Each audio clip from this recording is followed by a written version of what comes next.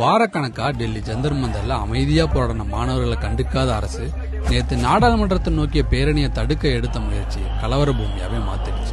போராட்டத்துக்கு எதிராக அடக்குமுறையை சந்திச்ச இளைஞர்கள் அது பத்தின பல அதிர்ச்சிகரமான காட்சிகளை சோசியல் மீடியால பகிர்ந்து அம்பலப்படுத்திட்டு இருக்காங்க.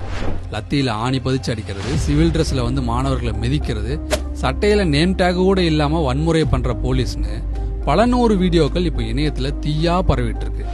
எந்த ஒரு முன்னறிவிப்பும் இல்ல, எச்சரிக்கையும் இல்ல. அமைதியா தரையில உட்கார்ந்து போராட்டம் பண்ணிட்டு இருந்த மாணவர்கள் மேல கண்ணீர் போய் கொண்ட வீசி இருக்கு டெல்லி போலீஸ். அடுத்த வீடியோ அதை விட பயங்கரம்.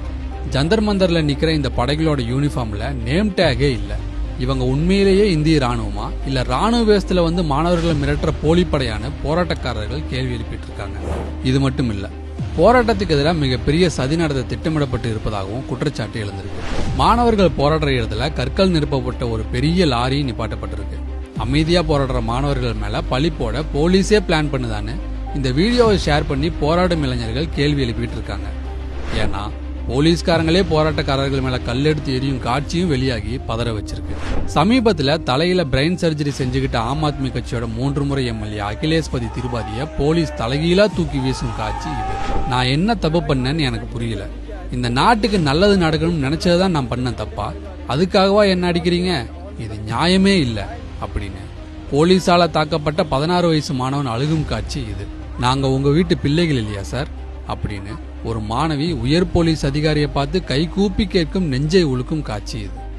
இன்னொரு பக்கம் போலீஸோட லத்தி அடிகளை உடம்புல வாங்கிக்கிட்டே அடிங்க சார், இன்னும் நல்லா அடிங்க அப்படின்னு தன்னோட வலியையும் துணிச்சலையும் காட்டிய இளைஞன். நாங்க ஒன்னும் குற்றவாளிகள் இல்லை சார், நாங்க எங்களோட கல்விக்காக எதிர்காலத்துக்காக போராடத்தான் வந்தோம் அப்படின்னு கண்ணீரோட துடிக்கும் பெண்கள். இவ்வளவு வன்முறைக்கும் அராஜகத்துக்கும் மத்தியிலையும் மாணவர்களை அடிச்சு களப்படைஞ்சு வெயில்ல மயங்கி விழுந்த அதே போலீஸுக்கு அட்டைகளால விசிறி விட்டு தண்ணி கொடுத்து காப்பாத்திருக்காங்க மாணவர்கள்.